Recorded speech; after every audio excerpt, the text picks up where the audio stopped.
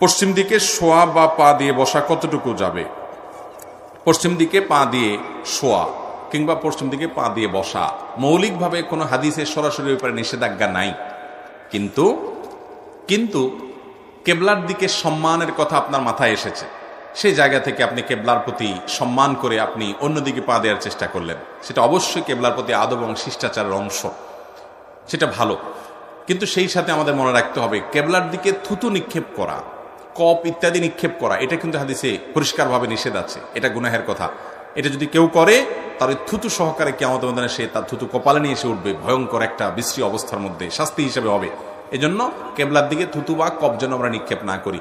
পা মেলার ব্যাপারে সরাসরি হাদিসে নিষেধাজ্ঞা নাই, কিন্তু আপনি কেবলার কথা মনে উঠে সম্মান প্রদর্শনের জায়গা থেকে আপনি আপনার পাকে গুটিয়ে নিয়েছেন বা অন্যদিকে করেছেন, সেটা ভালো। কিন্তু কেউ যদি কেবলার দিকে পা দিয়ে শোয় বা বসে, তাকে হাদিসের আলোকে অপরাধী বা গুনাহগার আপনি বানাতে কিন্তু পারবেন না। আমার প্রশ্ন হলো, রমজানের পরে শাওয়াল মাসে 6টি রোজা রাখলে সারা বছর রোজা রাখার সওয়াব পাওয়া যায়?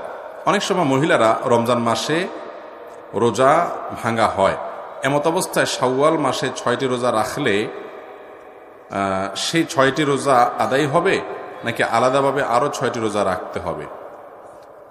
দেখুন, রমজান মাসে মা বোনদের মাসিকের কারণে যে রোজাগুলো ভঙ্গ হয়, শাওয়ালের 6 রোজা রাখার চাইতে ওই রোজাগুলো রাখার গুরুত্ব বেশি।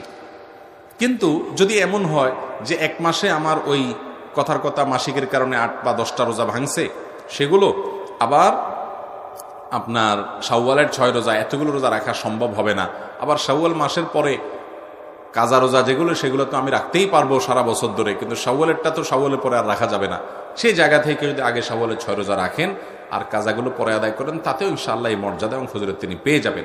যদিও কোনো ওলামা ইকরাম বা অনেক ওলামা ইকরাম বলেছেন যে নবী সাল্লাল্লাহু আলাইহি ওয়াসাল্লাম বলেছেন, মান সামা রমাদান সুম্মা আতবাহু সিত্তাম মিন শাওয়াল, যে ব্যক্তি রমজানের 6টা রোজা রাখলো এরপরে শাওয়ালের 6 রোজা রাখলো, অর্থাৎ রমজানের 6টা রোজাগুলো আগে রাখবে, শেষ করবে কাজা রাজা সহ, তারপরে শাওয়ালের 6 রোজা রাখবে, তার জন্য ফজিলতের কথা হাদিসে বলা হয়েছে।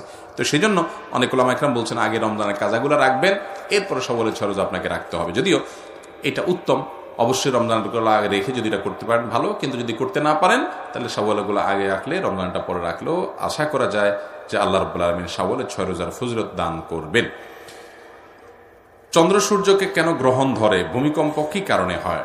দেখুন, চন্দ্র এবং সূর্য গ্রহণ হয় আল্লাহর নির্দেশে, এর হিকমা, এর রহস্য আল্লাহ ভালো জানেন।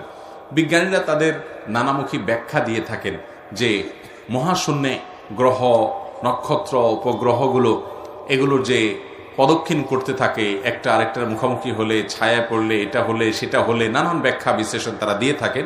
তাদের সে ব্যাখ্যা বিশ্লেষণ অসত্য নয়, সেটা সত্য হতে পারে, কিন্তু তার সত্ত্বেও এটারও পেছনে কেন মুখোমুখি হয়, আল্লাহ রাব্বুল আলামিন সবকিছু নিয়ন্ত্রণ করেন, সেটা নির্দিষ্ট কোনো উদ্দেশ্য আছে। এই জন্য এর হিকমা একমাত্র আল্লাহ তাআলা ভালো জানেন। চন্দ্র এবং সূর্য গ্রহণ কিয়ামত যখন হবে, সর্বশেষ সূর্য গ্রহণের মতো হয়ে একটা পর্যায়ে সেই সূর্য পশ্চিম দিক থেকে তো উদিত হবে, নিষ্প্রভ হবে এবং দীর্ঘ রাত সেটা প্রলম্বিত হবে এবং চাঁদ উঠবে না, উঠবে যখন তখন কিয়ামত হবে, কিয়ামত প্রতিষ্ঠিত হবে। এই জন্য চন্দ্রগ্রহণ, সূর্যগ্রহণকে একজন ইমানদার আল্লাহর নিদর্শন হিসেবে দেখবে এবং ভয়ের জায়গা থেকে দেখবে, সতর্ক হবে। আল্লাহ ভীরু মানুষের আলামত সেটি। এটা আজকাল উপভোগের বিষয় হয়ে গেছে, আমরা এটা এনজয় করি যে চন্দ্রগ্রহণ দেখছি, সূর্যগ্রহণ দেখছি। এগুলো হলো ঈমান সম্পর্কে জাহালাত এবং অজ্ঞানতার